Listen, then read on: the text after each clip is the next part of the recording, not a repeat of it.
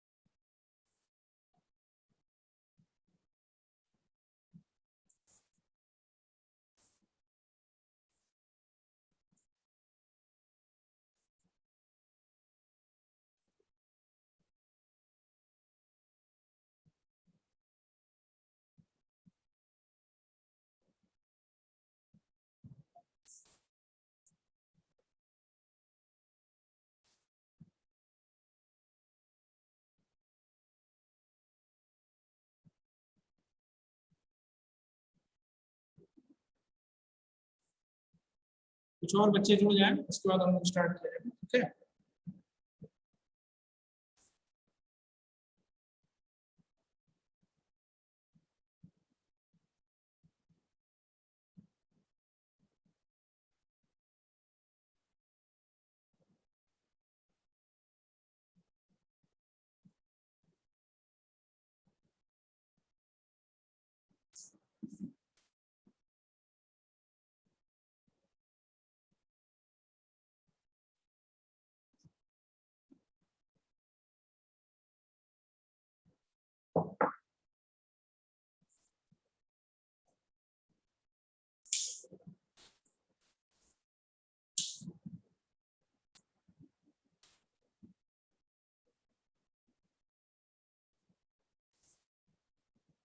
ये height of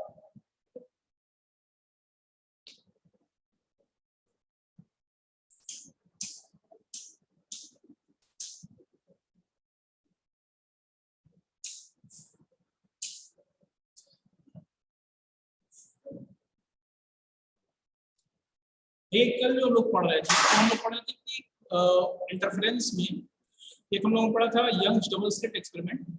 उसके बाद जो हम लोग पढ़े थे वो हम लोग पढ़ रहे थे उसमें कि कंस्ट्रक्टिव इंटरफेरेंस यानी कि संपोषी व्यतिकरण के केस में जो है वो क्या कंडीशन निकल के आएगी। उसके बाद हम लोग पढ़ना था कि विनाशी व्यतिकरण यानी कि डिस्ट्रक्टिव इंटरफेरेंस का क्या केस है। ठीक है, और फिर उसके बाद हम पढ़ेंगे कि फ्रिंज की विड्थ हम लोग कैसे निकालते हैं, और इसके बाद इस पे बेस्ड हम लोग न्यूमेरिकल सॉल्व करेंगे। ठीक है, आवाज तो आ रही है ना प्रॉपर? Yes sir. चलिए ठीक है।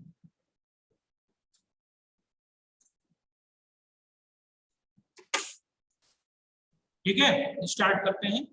तो जो कल तक क्लास हुई थी उसके अकॉर्डिंग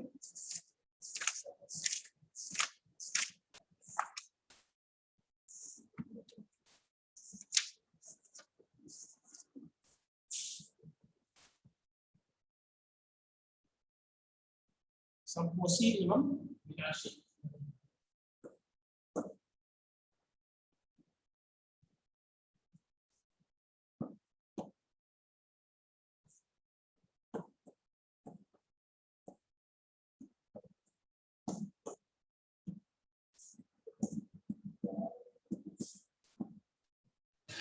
सर थोड़ा और नीचे।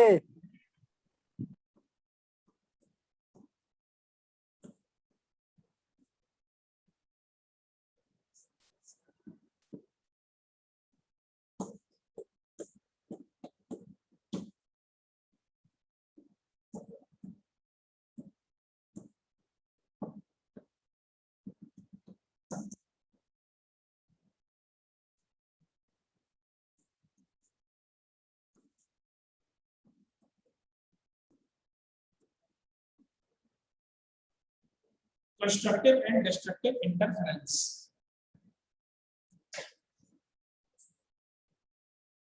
एक छोटा सा डायग्राम है जिससे हम लोग पूरा बिट वगैरह सब निकालेंगे, ठीक है। तो इस डायग्राम को आप लोग बनाने की कोशिश करिए, बनाइए, अगर दिखता है तो ठीक है, अदरवाइज पीडीएफ फाइल आपको भेज दूंगा।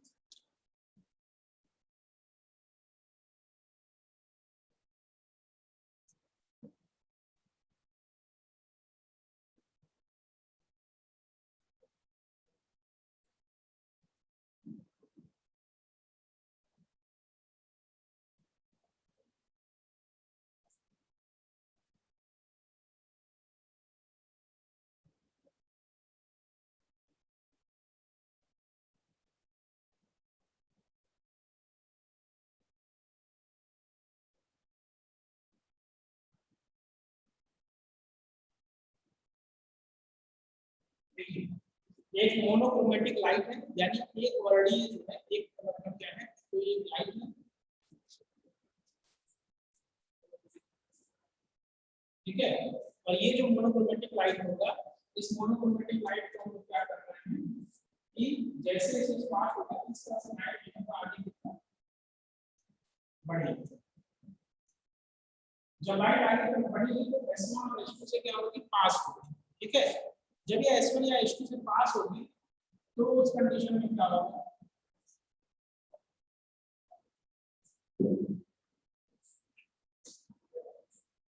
अगर इस S1 S2 और स्लेट से कैपिटल D, अब देखिए एक स्क्रीन लगी हुई है, स्क्रीन L,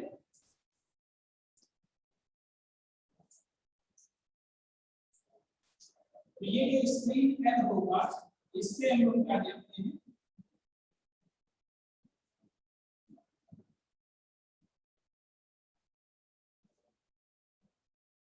एक S से बिल्कुल सीधे डॉटेड लाइन को खींचेंगे, ये डॉटेड लाइन यहाँ पे स्क्रीन पे आएगी, इस पॉइंट को हम O मान लेंगे, ठीक है। और क्या करेंगे, ये दे रहे हैं कि S1 से लेके जो O तक की डिस्टेंस है वो, और S2 से जो O तक की डिस्टेंस है वो क्या है, समान, ठीक। फिर हम कह रहे हैं कि किसी स्क्रीन पे किसी एक पॉइंट को हम ले लेते हैं पॉइंट P, और इस पॉइंट P पे देखते हैं कि S1 से क्या हो रहा है,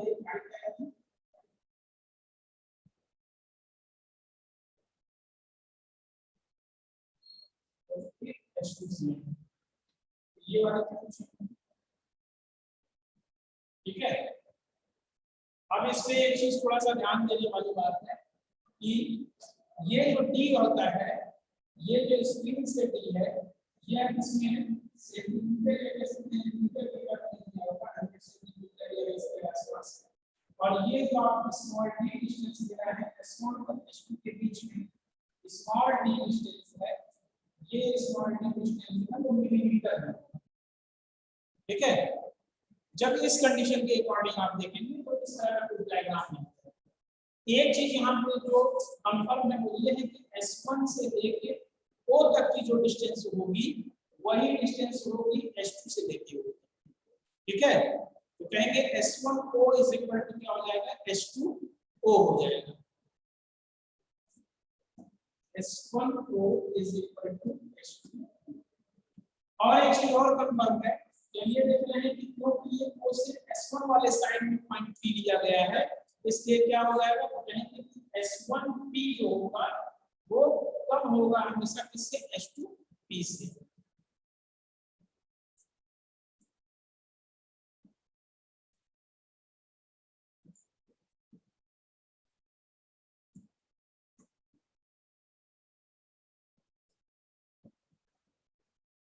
देखिए यहाँ पे थोड़ा सा और कि दोनों के बीच में कितना डिफरेंस, यानी S1 वाली जो लाइन होगी तो पहले देखते थे दोनों लाइन एक ही स्पीड से चल रही है, और S2 वाली लाइन बाद में आ रही है, तो यहाँ पे कितनी इंटेंसिटी या तीव्रता होगी ये जानना रहता है, इसलिए हम कहेंगे S2P minus S1P।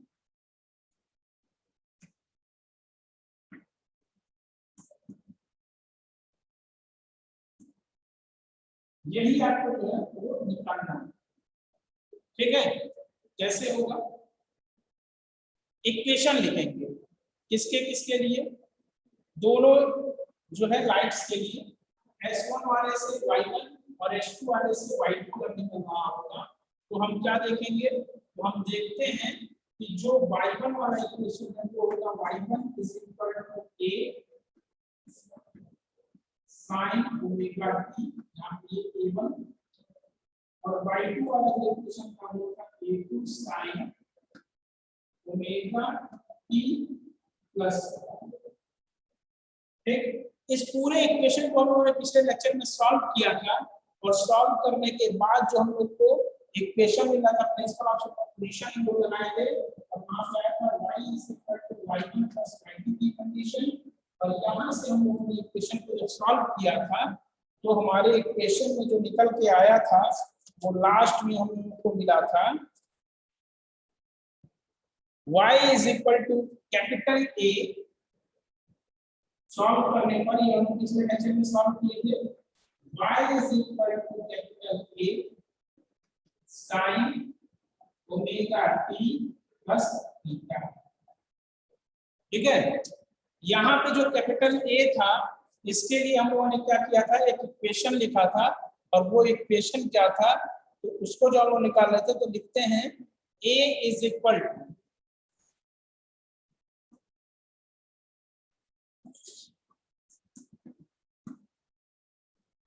+ A2² + 2A1 A2 cos phi। ये हमारा था कैपिटल A की वैल्यू, हम लोग यहाँ से इस इक्वेशन से हम लोग क्या कर सकते थे, निकाल सकते थे। ठीक है, फिर इसके बाद इंटेंसिटी की जब बात आती है तो इंटेंसिटी के लिए हम लोगों ने कहा था इंटेंसिटी का रिलेशन होता है, क्या होता है, intensity is directly to square term of amplitude, और यहाँ से जो निकल के आता है intensity I = A1² + A2² + 2A1 A2 cos phi। ठीक है, और इस तरीके से फिर जब हम लोग आगे बढ़े तो उसमें क्या कंडीशन आई, तो वहां पे कंडीशन आती है, इस सॉल्व करने पर हम लोगों को मिला था कैपिटल I = जब हम लोग क्या कर रहे थे, A1 = A2 लेंगे, एक कंडीशन थी, कंडीशन फर्स्ट कंडीशन हम लोगों ने किया था A1 = A2 = A, और वहां पे सॉल्व करके जो आ रहा था 4A² cos 4A² cos square 5/2 cos square 5/2। यहां तक का टर्म हम लोगों ने जो है वो सॉल्व किया था। इसके बाद हम लोग क्या कर रहे थे, इंटेंसिटी में मान रहे थे कि अगर क्या हो I1 और I2 अलग अलग इंटेंसिटी होगी तो इंटेंसिटी के अकॉर्डिंग अगर हम रखें तो क्या होता था, तो कहे कि यहाँ पे आ रहा था I = I1 + I2 + 2 √I1 I2 cos phi। याद रखिएगा cos phi अंडर रूट में नहीं है, ठीक है, cos phi अंडर रूट में नहीं है, अंडर रूट में सिर्फ अंडर रूट I1 I2 ही है, और phi यहाँ पे क्या है, तलांतर है। ठीक है, phi यहाँ पे क्या है, तलांतर। यहाँ तक का बेटा कॉमन पोर्शन है, यहाँ से लेकर यहाँ तक का जो पोर्शन है वो क्या है, कंस्ट्रक्टिव इंटरफेरेंस हो पूछे आपसे या फिर डिस्ट्रक्टिव इंटरफेरेंस पूछे, दोनों में ये पोर्शन क्या होगा, कॉमन होगा। इसके बाद यहाँ से जब आपको से पूछेगा कंस्ट्रक्टिव या कहें कि संपोषी का केस पूछेगा या ब्राइटनेस का केस पूछेगा, तब क्या कैसे सॉल्व करेंगे, और जब डार्कनेस या कहें डिस्ट्रक्टिव का केस पूछेगा तब कैसे सॉल्व करेंगे। ठीक, तो थोड़ा सा इसमें देख लेते हैं। फिलहाल आप यहाँ तक के क्वेश्चन को नोट कर लीजिएगा, नोट कर लीजिए, जल्दी से नोट करिएगा सभी लोग।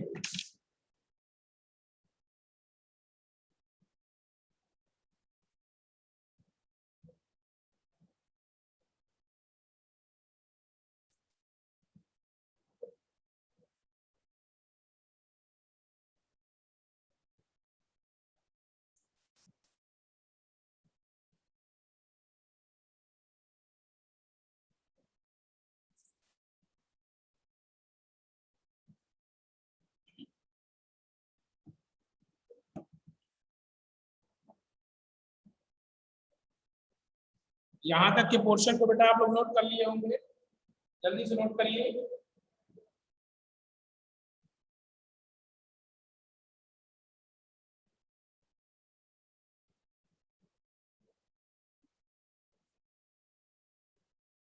अब यहाँ पे थोड़ा सा ध्यान दीजिएगा कि जब कंस्ट्रक्टिव होगा तब क्या होगा और जब डिस्ट्रक्टिव होगा तब क्या होगा।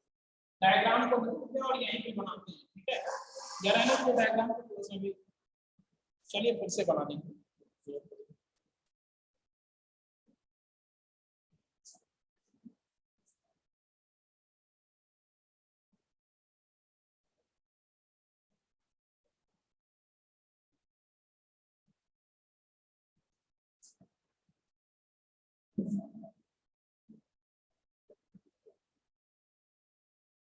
देखिए कंस्ट्रक्टिव के केस में क्या होता है तो कहेंगे मैक्सिमम आई मैक्स का केस होता है, टाइटनेस होती है, ठीक है। तो देखिए जो फार्मूला है इंटेंसिटी का उसके अकॉर्डिंग जब आप देखेंगे ये cos फाई की वैल्यू क्या होनी चाहिए, तो cos फाई की वैल्यू जो है वो मैक्सिमम होनी चाहिए, ठीक। तो लिखेंगे संपोषी गति पर, स्पेशल केस है,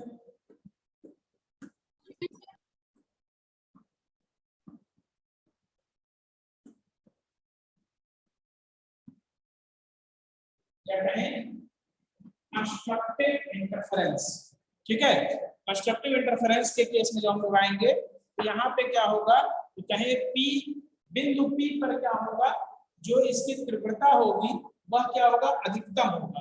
और अगर बिंदु P पर हम लोग तीव्रता अधिकतम ले रहे हो तो हम लोग को cos फाई की अधिकतम वैल्यू लेनी पड़ेगी, और cos की जो अधिकतम वैल्यू होती है वो कितनी होती है बेटा +1 होती है। cos phi is equal to +1, ठीक। इसी तरह से अगर जो है वो बात करें डिस्ट्रक्टिव इंटरफेरेंस यानी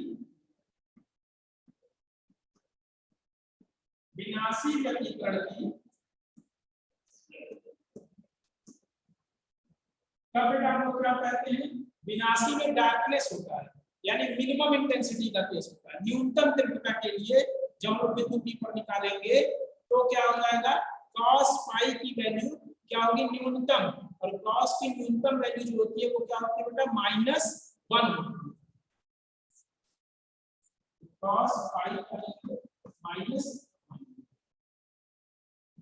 संपोषी के लिए हमने cos फाई की वैल्यू +1 लिया यानी मैक्सिमम वैल्यू लिया, और विनाशी के लिए हम लोगों ने क्या किया cos फाई की न्यूनतम वैल्यू यानी -1, ठीक है।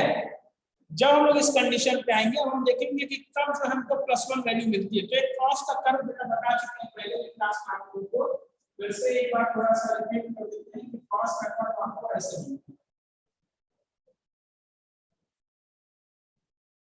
ये होता है cos का, ये होता है +1, ये वैल्यू होती है -1, यहाँ पे होता है 0, ये होता है cos कर्व, ठीक है। अब देखिएगा ये होता है यहाँ से यहाँ तक 2 पाई और ये है 2 पाई, ठीक है।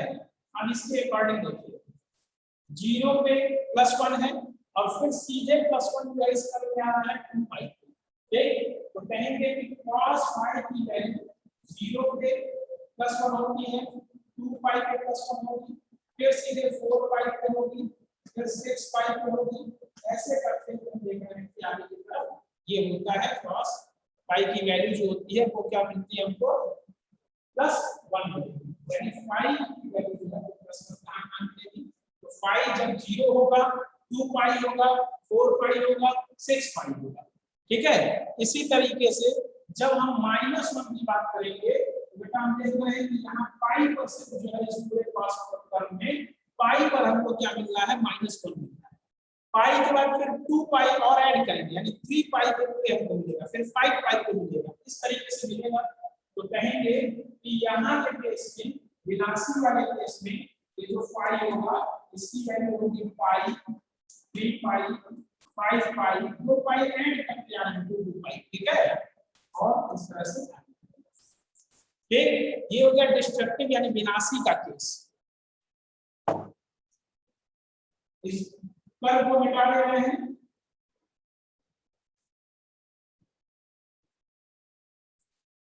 अब एक चीज और, फाई के लिए जनरल फार्मूला क्या देख रहे हैं? फाई के लिए हम लोग लिख सकते हैं phi is equal to 2 pi n। अगर लिख दिया जाए तो n की वैल्यू जो है वो कहां से बेटा स्टार्ट होगी? तो n की वैल्यू जब हम 0 रखेंगे तो 0 × 2 पाई 0 तो 0 आएगा। जब हम n की वैल्यू 1 रखेंगे तो 1 × 2 पाई 2 पाई आएगा।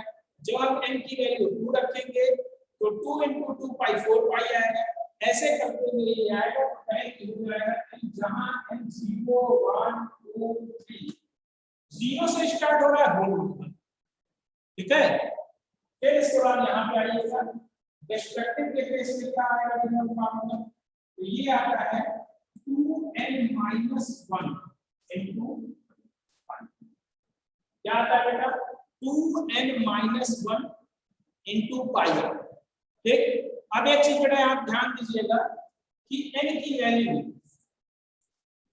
हमको पहली वैल्यू पाई लानी है। पाई कैसे आएगा? जब 2n - 1 की वैल्यू 1 होगी तब पाई से मल्टीप्लाई होगा और हमको ओवरऑल वैल्यू जो है वो पाई होगी। तो 2 × 1 जब हम करेंगे तो 2n की जगह पे 1 रखेंगे तब हमको मिलेगा। जब हम n की जगह 0 रख देंगे तो 0 का -5 मिलेगा। -5 को नहीं चाहिए, यानी n की वैल्यू 0 नहीं हो सकती। तो n की वैल्यू क्या हो सकती है? तो n की वैल्यू जो हम +1 रखेंगे तो 2 पाई मिलेगा। जब n की वैल्यू हम लोग क्या रखेंगे? +2 रखेंगे 2 × 2 4 - 1 यानी 3 हो जाएगा, ठीक है।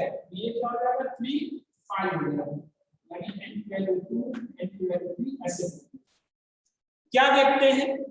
देखते हैं कि कंस्ट्रक्टिव इंटरफेरेंस के केस में या कहें कि समकोशी व्यतिकरण के केस में पाई के लिए जो फार्मूला आ रहा है वो आ रहा है 2 पाई n, जहां n जो है वो होल नंबर है, यानी 0 2 0 1 2 3 ऐसे करते हैं। ठीक।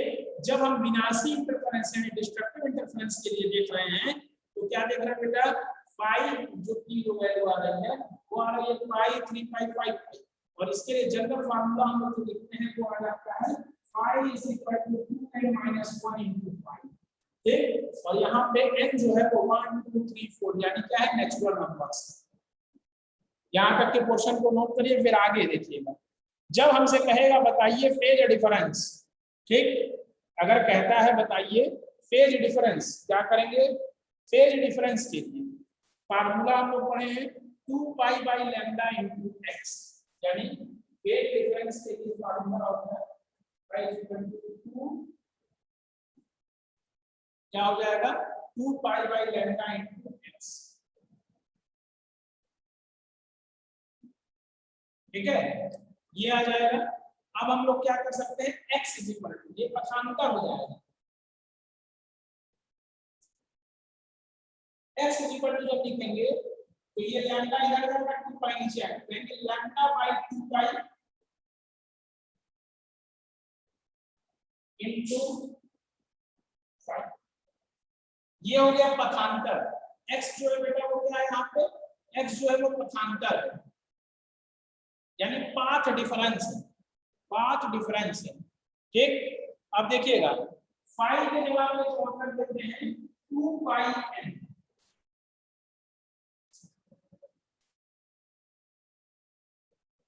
तो 2 पाई से 2 पाई कैंसिल होता है और x इज इक्वल टू क्या आता है? n lambda. x is equal to n lambda आता है कंस्ट्रक्टिव के केस में, यानी पाथ डिफरेंस जो आ रहा है, पक्षांतर जो आ रहा है कंस्ट्रक्टिव के केस में, जो पक्षांतर आ रहा है या पाथ डिफरेंस, वो क्या होता है? n lambda. ठीक। इसी तरह से जब हमसे पूछेगा कि विनाशी के केस में बताइए तो फिर यही formula x is equal to 2 pi lambda by 2 pi into 5 होगा, ठीक है। यानी ये वाला केस जो है वो समान रहेगा, phi is equal to 2 pi by lambda into x, then x is equal to lambda by 2 pi into 5। Phi की वैल्यू क्या है 2n माइनस 1 इंटू पाई रख देते हैं lambda upon 2 pi into 2n minus 1। ठीक है बेटा, अब क्या होगा, तो अब ये होगा कि इसके केस में हम लोग क्या देख रहे हैं, तो हम लोग ये देख रहे हैं यहाँ के केस में कि पाई से पाई को कैंसिल हो रहा है, ठीक है, और निकल के क्या आ रहा है 2n माइनस 1 लैम्डा बाई 2, ये हो गया पथांतर। तब विनाशी इंटीग्रल यानी इसमें होगा बैंक डिस्ट्रक्टिव इंटरफेरेंस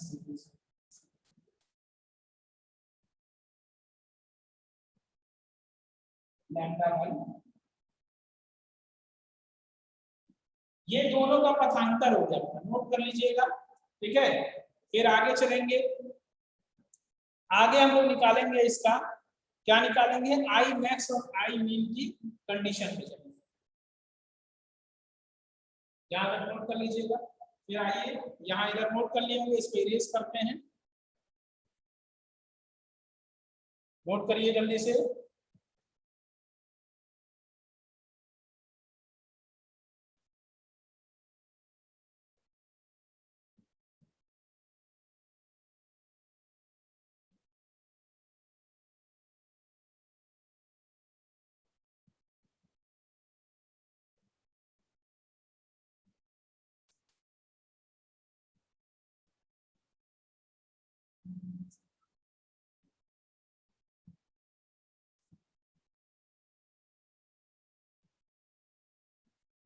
जब कंस्ट्रक्टिव के लिए हम लोग निकालेंगे आई मैक्स की वैल्यू, तो क्या आएगा, I max is equal to क्या हो जाएगा I1 प्लस I2 प्लस क्या हो जाएगा, जब हम कहेंगे आई मैक्स तो ये जो फार्मूला है, ये जो फार्मूला है I is equal to I1 plus I2 plus 2 under root I1 I2 plus 5 की जगह पे प्लस 1 हो जाएगा मैक्स के लिए, और आएगा I1 plus I2 plus 2 under root I1, ये किसमें आता है बेटा, कंस्ट्रक्टिव में, यानी इसमें आता है कहेंगे समकोशी में, ठीक है, समकोशी के पीछे।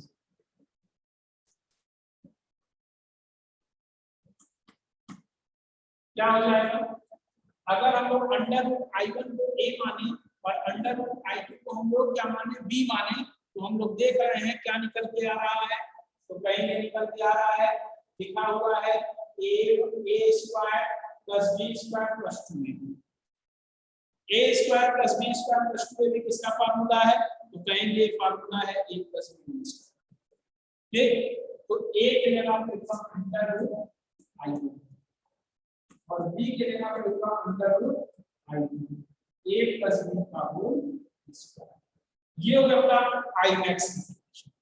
आई मीन की अगर बात करें यानी मिनिमम इंटेंसिटी की अगर बात करें, तो मिनिमम इंटेंसिटी मिलती है किसमें, डिस्ट्रक्टिव केस में, यानी विनाशी व्यतिकरण केस में। आई मीन, ठीक, आई मीन हमको विनाशी के केस में मिलेगा, तो क्या मिलेगा बेटा, तो हम लोग देखते हैं मिनिमम इंटेंसिटी के लिए cos की फाई की वैल्यू भी मिनिमम होनी चाहिए, और cos फाई की मिनिमम वैल्यू क्या होगी, -1 होगी, ठीक है। तो जब हम यहाँ पे -1 रखेंगे तो ये जो plus 2 under root I1 I2 cos phi लिखा है, ये क्या हो जाएगा, तो ये हो जाएगा -2 अंडर रूट I1 I2, ठीक है। और इस तरह से करने के बाद ये हमारा निकल के आएगा I1 plus I2 minus 2 under root I1 I2। अगर हम लोग अंडर रूट I1 को a और अंडर रूट I2 को b मानेंगे बेटा, तो क्या होगा, तो देखेंगे ये लिखा हुआ है a square plus b square minus 2ab, a square plus b square minus 2ab जो फार्मूला होता है बेटा, वो किसका होता है, वो होता है a minus B whole square. ठीक, तो हम लोग लिखेंगे a minus B whole square के टर्म में जब ये हमारा हो जाएगा अंडर रूट आई वन जो हो गया a माइनस b के जगह अंडर रूट आई इसका whole square.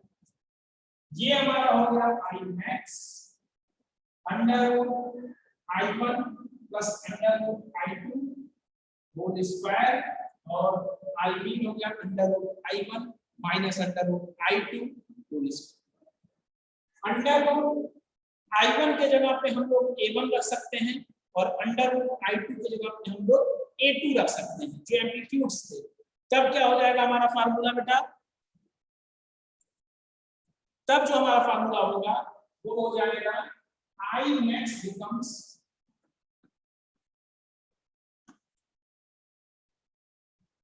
a1 plus a2 whole square और आई बी हो जाएगा बेटा a1 minus a2 whole square. ठीक है, न्यूमेरिकल अगर कोई पूछता है और उसमें आपको देता है a1 a2 का टर्म देंगे तो इस फार्मूले से i मैक्स i min निकाल दीजिएगा। अगर i1 i2 देता है तो ये दो फार्मूले। ठीक है, इस तरह से हम लोग क्या करेंगे, कंस्ट्रक्टिव और डिस्ट्रक्टिव दोनों इंटरफेरेंस यानी कि कहेंगे संकोची और विनाशी व्यतिकरण को हम लोग डिफाइन करेंगे। ठीक है, फिर आगे क्या है टर्म,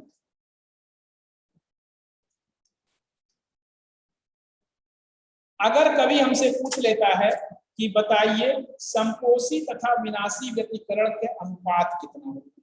ठीक है, अगर हम लोगों से एक क्वेश्चन पूछता है कि बताइए संकोची तथा विनाशी व्यतिकरण के का अनुपात कितना होगा, क्या करेंगे,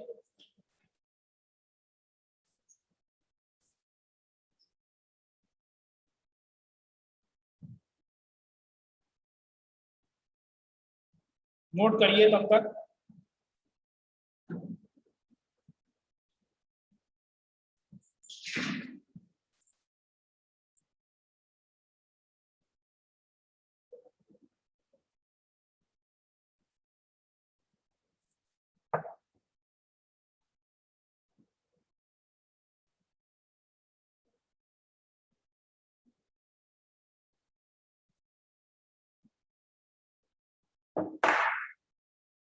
क्वेश्चन पूछ ले, बताइए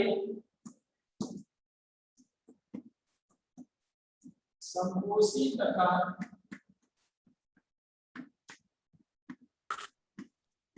विनाशी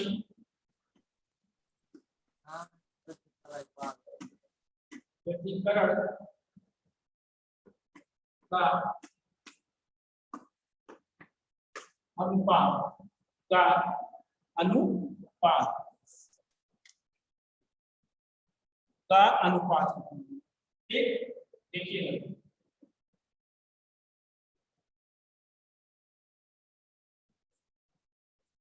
संकोची कहलाता है आई मैक्स और विनाशी आएगा आई मिन। यानी जहां इंटेंसिटी मैक्सिमम होती है, तीव्रता अधिकतम होती है, वह संकोची व्यतिकरण का केस होता है और जहां तीव्रता क्या होती है, न्यूनतम होती है, वह क्या होता है, विनाशी व्यतिकरण या कहें destructive interference. I max upon I मिन इज इक्वल टू क्या हो जाएगा, अगर आप लिखते हैं i1 i2 के टर्म में तो under root i1 plus under root i2 whole square upon under root i1 minus under root i2। अगर इसी को आप लिखते हैं इसमें आयाम के टर्म में तो ये हो जाएगा a1 plus a2 whole square upon a1 minus a2। Note कर लीजिएगा बेटा, अक्सर न्यूमेरिकल में पूछता है। ठीक है, आई मैक्स का अनुपात आई मीन के साथ, I max upon I mean, तो इसको आप नोट कर लीजिएगा, बहुत इंपॉर्टेंट है न्यूमेरिकल पॉइंट ऑफ व्यू से।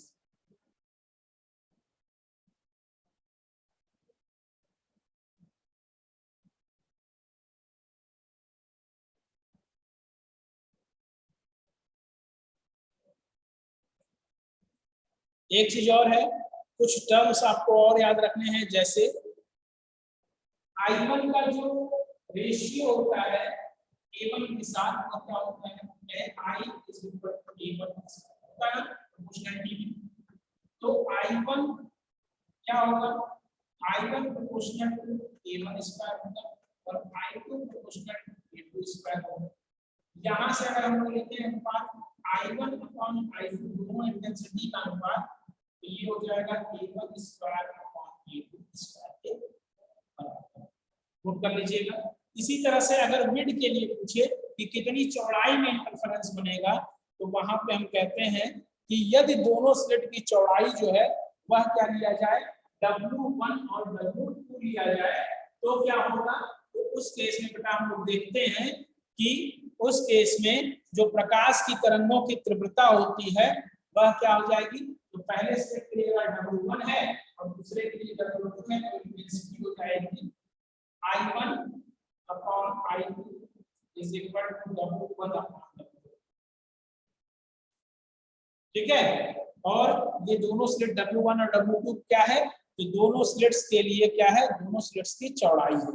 और इसके रिगार्डिंग हम लोग ओवरऑल एक फार्मूला लिख सकते हैं, I1 upon I2 के ही बराबर है A1 square upon A2 square, और I1 अपॉन I2 के बराबर है W1 अपॉन W2, यानी ये दोनों के एक दूसरे के बराबर होंगे और ये दोनों इसके बराबर I1 अपॉन I2 के बराबर ऑलरेडी है। तो फार्मूला क्या हो जाएगा, I1 upon I2 is equal to A1 square upon A2 square is equal to W1 upon W2।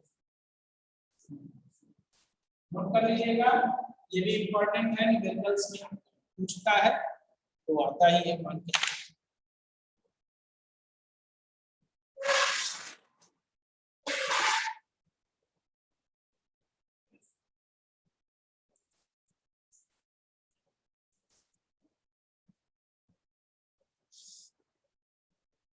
ठीक है बेटा, आज के लिए इतना बहुत है। अब हम लोग कल जो पढ़ेंगे पोर्शन, वो हम लोग ये पढ़ेंगे कि फ्रिंज की चौड़ाई, जो विडनेस हम लोग W1 W2 रखे हैं, इस W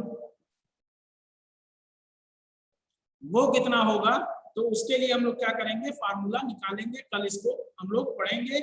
इसके बाद एक जो छोटा सा पोर्शन रह जाता है इसका इंटरफेरेंस का, वो है कि अगर इंटरफेरेंस जो है वो किसी थिन फिल्म से गुजरे, यानी पतली फिल्म से अगर गुजारी जाए, तो उस केस में इंटरफेरेंस यानी व्यतिकरण किस प्रकार का होगा, इसको देखा जाएगा। और इसके बाद जो है इंटरफेरेंस की कंडीशन, और एक इंपॉर्टेंट इसमें रह जाता है टॉपिक फ्रेस्नेल्स का एक्सपेरिमेंट है, यानी कहेंगे इंटरफेरेंस इन फ्रेस्नेल्स बाय प्रिज्म, या कहें फ्रेस्नेल भी प्रिज्म में व्यतिकरण का केस। ठीक है, और इसके बाद हम लोग इसका न्यूमेरिकल लगाएंगे। तो ये एक 2 दिन, कम से कम 2 दिन इंटरफेरेंस में और लगेगा। कोशिश करिएगा आगे की क्लासेस जरूर करिए, क्योंकि ये बहुत इंपॉर्टेंट है। फ्रेस्नेल्स बाय प्रिज्म जो है वो कई बार पूछ चुका है, 1-2 बार नहीं, कई बार, और इस पे बेस्ड न्यूमेरिकल्स भी लगभग हर साल आ जाते हैं। ठीक है, तो ये पूरा चैप्टर बहुत इंपॉर्टेंट है, इसलिए थोड़ा सा इसको देखते रहिएगा, गैप इधर ना करिएगा। ठीक है, और फिर हम लोग आगे पढ़ेंगे डिस्ट्रक्टिव इंटरफेरेंस। इस हफ्ते के लास्ट तक हम लोगों को कोशिश करना है कि ये खत्म हो जाए। ठीक है, एंड करते हैं हम लोग ठीक आज के सेशन को, और फिर हम लोग कल आगे पढ़ा सकते हैं।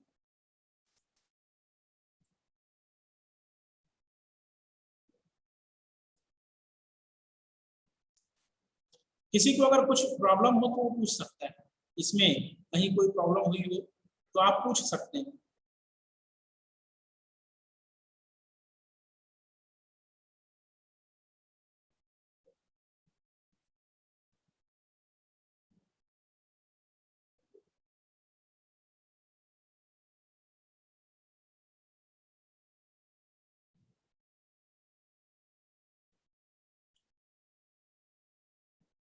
अगर कोई चीज आपको इसमें ना समझ में आ रही हो तो एक बार आप जो है इस चीजों को पूछ सकते हैं, यहाँ तक के पोर्शन को। ठीक है,